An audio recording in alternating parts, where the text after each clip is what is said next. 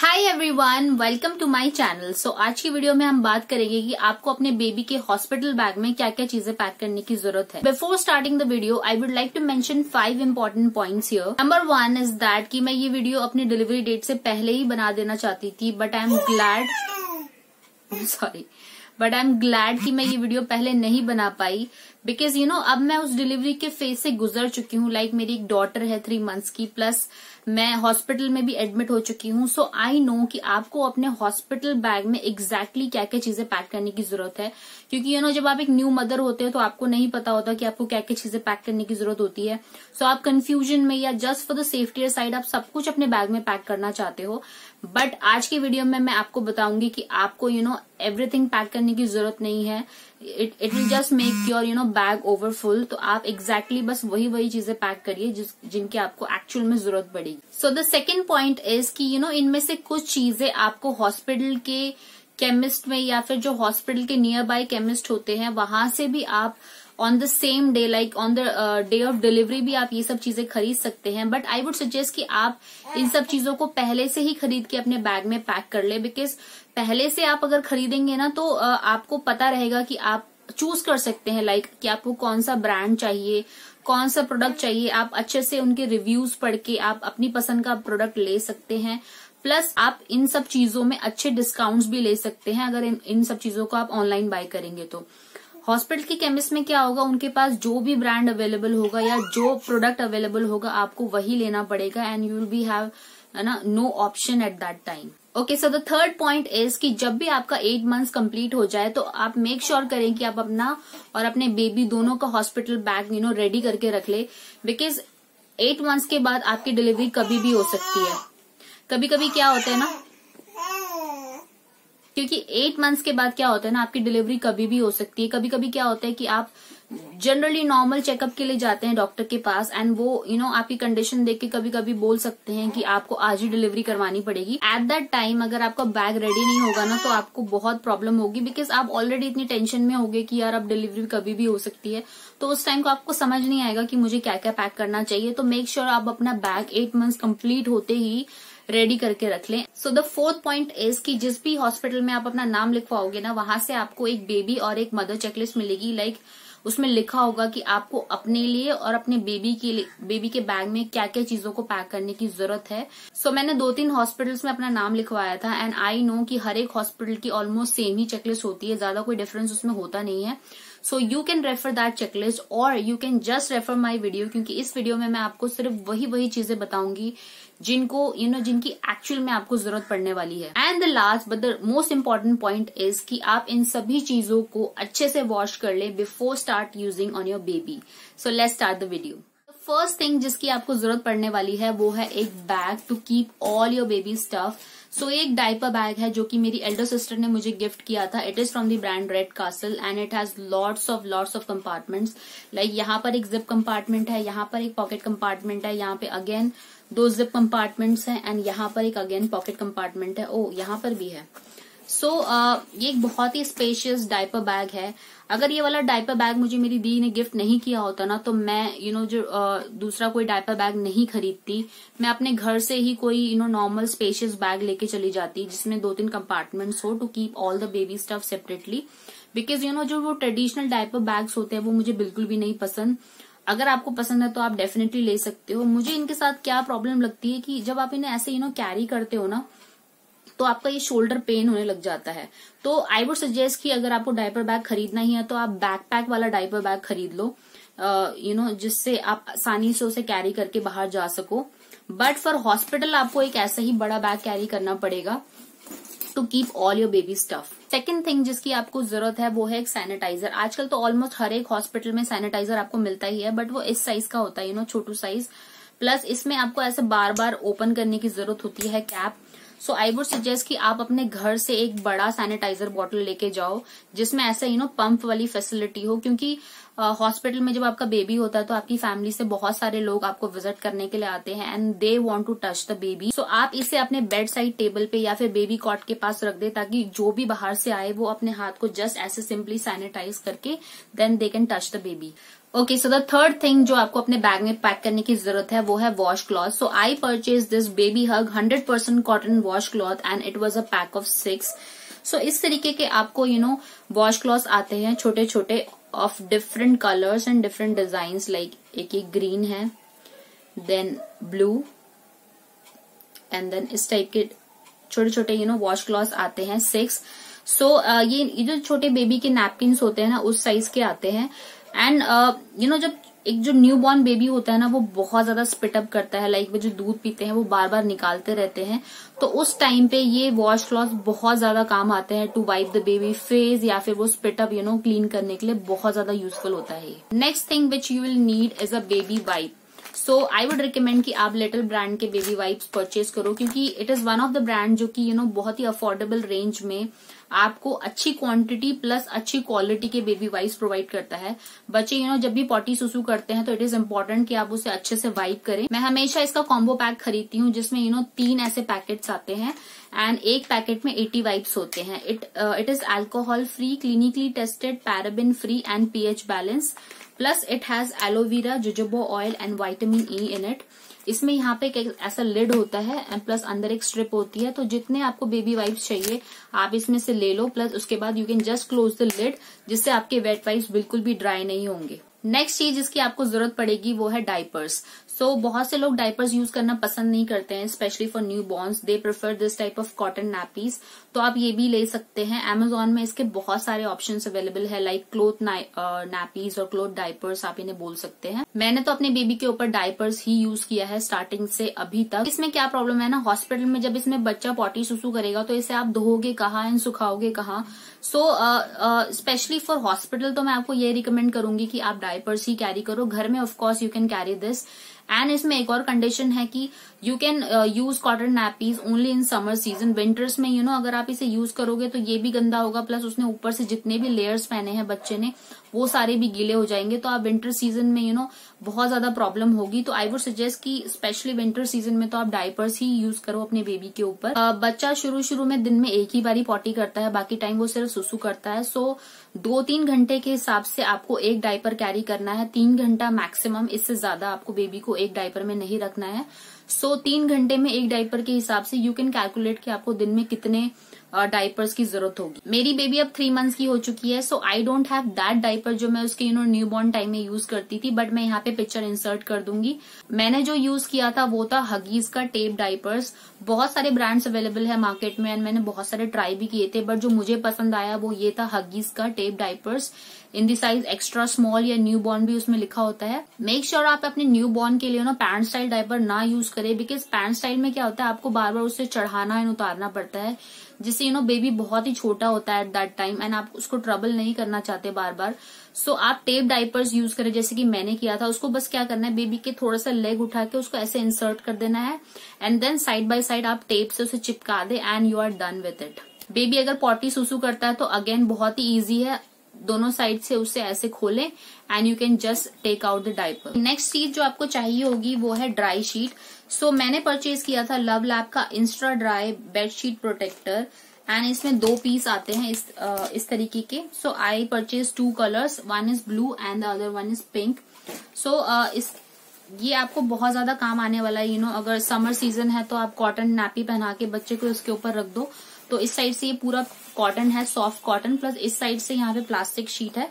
तो आपका बच्चा जब भी सुसु करेगा तो आपका बेड या फिर आप अपने ऊपर लेके बैठे हैं तो वो भी आपका गीला नहीं होगा. और अगर विंटर सीजन में ये काम आ सकता है, जस्ट अगर आप अपने बेबी का डायपर चेंज कर रहे हैं या उसको मसाज दे रहे हैं या उसके कपड़े चेंज कर रहे हैं तो उस टाइम भी ये बहुत ज्यादा काम आने वाला है. एंड इसमें 3 साइजेस आते हैं, स्मॉल, मीडियम एंड लार्ज. मैंने जो साइज परचेज किया था वो है medium. And medium let me tell you बहुत बड़ा होता है, बहुत ह्यूज होता है. तो जब तक आपका बच्चा 2-3 साल का नहीं हो जाता तब तक ये आराम से आपको काम आने वाला है. ऑल्दो हॉस्पिटल में आपको ये काम नहीं आने वाला, but just for the safety side आप इसे अपने बैग में पैक कर सकते हैं. नेक्स्ट चीज जो आपको अपने बैग में पैक करने की जरूरत है वो है swaddle wrappers. So I purchase this Love Lab baby swaddle wrapper and it has 3-piece muslin swaddles and it is 100% muslin cotton. इसमें मुझे 3 muslin swaddles इस तरीके के रिसीव हुए थे. One in this pretty orange color, the second one is this black plus white and the third one is this one green. So मुझे ये 3 स्वाडल clothes receive हुए थे। इसमें स्वाडल्स में बहुत अच्छे अच्छे ब्रांड्स भी मार्केट में अवेलेबल है, बट मैंने लव लैब का परचेज किया था and I am very much satisfied. बहुत ही अच्छा सॉफ्ट कॉटन मटेरियल का है ये। आप अपने बच्चे को स्वाडल करके जरूर रखें, specially in the initial month 0 to 3 months में आप अपने न्यू बॉर्न को जरूर स्वाडल करके रखें। मैंने भी ये गलती करी थी, कुछ दिन मैंने स्वाडलिंग करी, उसके बाद मैंने छोड़ दिया। आफ्टर सम डेज मैंने नोटिस किया, क्योंकि बच्चा वूम में जब रहता है ना तो वो ऐसी पोजीशन में रहता है, स्नगल्ड, लाइक किसी ने उसे हग कर रखा है।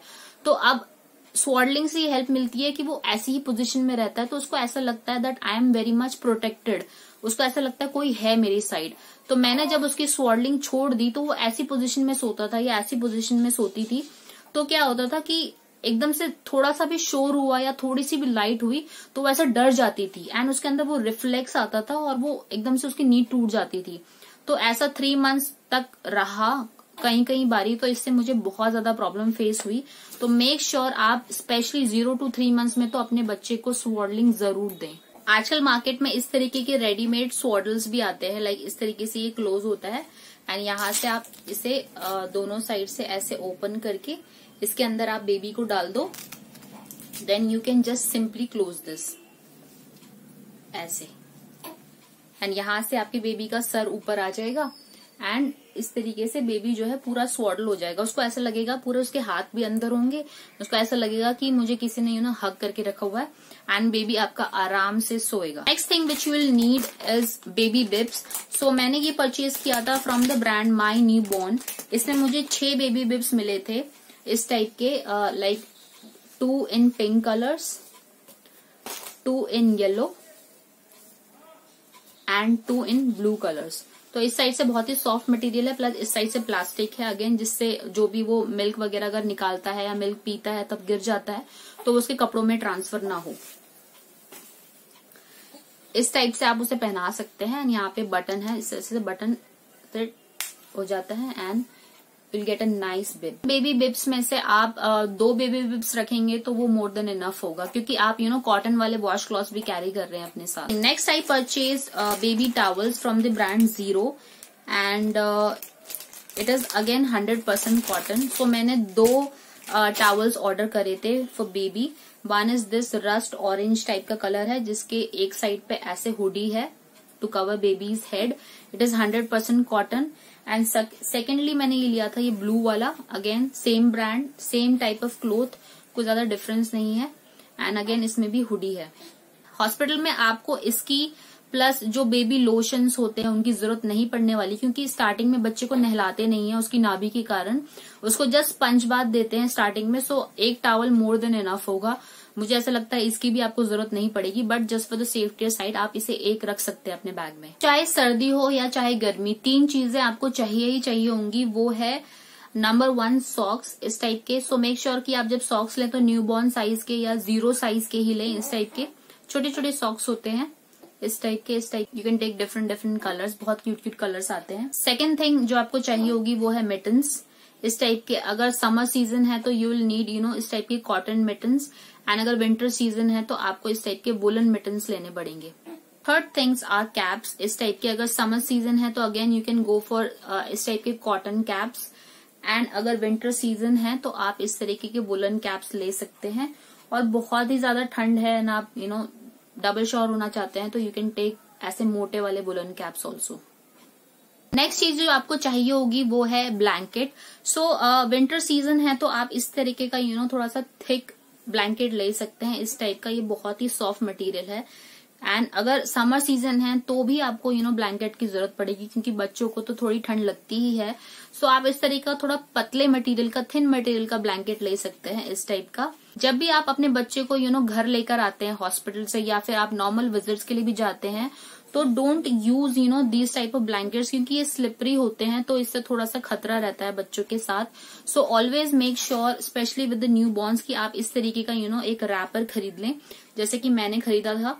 तो इस तरीके का इसमें ऐसा हुडी टाइप का होता है जिसमें आप बच्चे का हेड रख सकते हैं, and then you can just wrap the baby like this.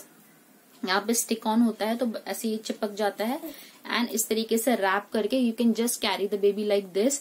ये बहुत ही ज्यादा कन्वीनियंट है बच्चे को पकड़ने के लिए, क्योंकि ये इधर उधर फिसलेगा नहीं। प्लस आप अच्छे से, ये इसका मटेरियल भी इतना सॉफ्ट है बट इजी टू होल्ड है, तो आप इसे अच्छे से बच्चे को होल्ड कर सकते हैं इसमें। इसके साथ एक ऐसी बेल्ट भी आती है, तो आप just to for the double safety आप इसको ऐसे रैप भी कर सकते हैं बेबी को इस बेल्ट से ऐसे। Next thing is baby rash cream. So अगर आप अफोर्डेबल एंड गुड क्वालिटी में जाना चाहते हैं तो you can use this Himalaya की baby rash cream, diaper rash cream. It is free from parabens, mineral oils and synthetic colours.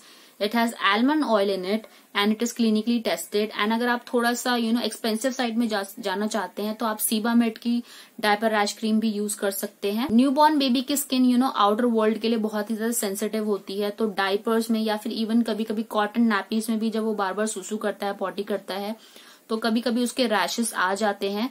मेरी baby को भी रैशेस आए थे बट जिस दिन मैंने उसका थोड़ा सा रैश नोटिस किया ना, मैंने उसी दिन ये क्रीम उसके स्किन पे लगा दी and just in only 1 day उसके पूरे रैश गायब हो गए। नेक्स्ट आपको चाहिए होंगे पेयर ऑफ क्लोथ्स। सो अगर आपकी नॉर्मल डिलीवरी है तो आपका ज्यादा से ज्यादा 1 ही दिन का स्टे होगा हॉस्पिटल में। मेरा भी 1 ही दिन का था।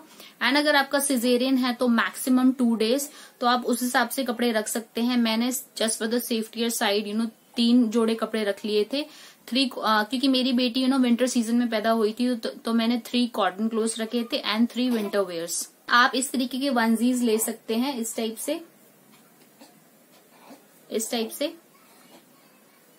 तो वनजीज लेते वक्त आपको 3 चीजों का ध्यान रखना है। फर्स्ट थिंग इज कि जो ऐसे स्लीव्स होते हैं ना, अगर आप देखेंगे नॉर्मल स्लीव्स हैं, लेकिन अगर आप इसको ऐसे कर देंगे तो ये पूरा बेबी का जो है हाथ कवर हो जाएगा। सो इस तरीके से आपको बेबी को अलग से मिटन्स पहनाने की जरूरत नहीं है। एंड सेकंड थिंग, वंजी के जो इस तरीके से पैर भी क्लोज होने चाहिए यहाँ से, जिससे अगेन आपको सॉक्स बनाने की जरूरत नहीं पड़ेगी in summer season. Winter season है तो आपको इसके ऊपर से आप सॉक्स बना देंगे तो that will be more than enough, तो आराम से उसका विंटर सीजन हो जाएगा। एंड वंजी में जो थर्ड थिंग है आपको ध्यान रखने की जरूरत है वो है कि इसके जो बटन्स हैं, जो ऐसे वंजीज होते हैं ना जिनमें ऐसे ऊपर से गले से डालते हैं, वैसे वाले वंजी, टी शर्ट टाइप के वंजीज ना खरीदे। आप ऐसे फ्रंट ओपनिंग बटन या फिर साइड ओपनिंग बटन वाले वंजीज उसके लिए लें, क्योंकि जब बेबी बहुत छोटा होता है आप उसको ऐसे बार बार ऊपर से पहनाएंगे और उतारेंगे तो उसको प्रॉब्लम होगी। तो इट्स बेटर कि आप ऐसे टिक टैक बटन्स वाले वंजीज ले ले, जिससे आराम से ऐसे खुल जाएगा एंड आराम से क्लोज भी हो जाएगा। ना बहुत से लोग प्रेफर करते हैं इस तरीके का सेट लेने का, लाइक ऐसे अपर वेयर एंड नीचे बॉटम वेयर सेट लेने का, बट मैं न्यूबॉर्न्स के लिए ये रिकमेंड नहीं करूंगी, specially for the initial days, because आप चाहे तो ले सकते हैं डेफिनेटली, क्योंकि क्या होता है ना, जब भी आपको डायपर चेंज करना है हर 2 या 3 घंटे में, तो आपको ऐसे बार बार ये बॉटम वेयर उतारना एंड चढ़ाना पड़ेगा। तो वंजीज में क्या होता है, it's very easy and convenient. आपको क्या करना है, बस यहाँ से बटन खोल देने हैं नीचे तक दोनों साइड से, एंड आप उसका डायपर चेंज करो एंड देन अगेन आप उसको बटन अप कर दो, तो बहुत इजी रहता है डायपर चेंज करना। विंटर वेयर के लिए मैंने अपनी डॉटर के लिए 5 पीस सेट लिया था इस टाइप का। इसमें एक अपर थोड़ा कोजी टाइप मटेरियल का अपर वेयर है एंड इसके साथ 2 बॉटम वेयर आए थे। एक ओपन बॉटम वेयर है, एक बॉटम वेयर ऐसा है जिसके पैर क्लोज है, and then you'll get a cap woollen and इसके साथ एक बिब आया था। सो ये इस तरीके का पूरा कंप्लीट 5 पीस सेट आया था, जो कि मैंने सरोजनी नगर से बाय किया था। विंटर वेयर में आप बच्चे के लिए ऐसे थर्मल भी ले सकते हो। It is from the brand body care and it is of cotton material.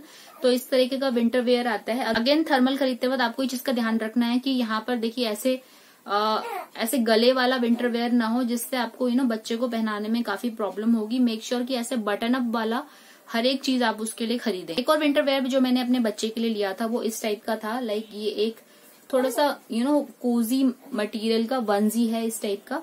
सो आप इस तरीके के विंटर वेयर ले सकते हैं। सो मेरी बेटी जो है विंटर सीजन में पैदा हुई थी। So what I did is कि मैंने उसे पहले तो ये कॉटन की एक वंजी पहनाई, because the first layer on your baby skin should always be cotton.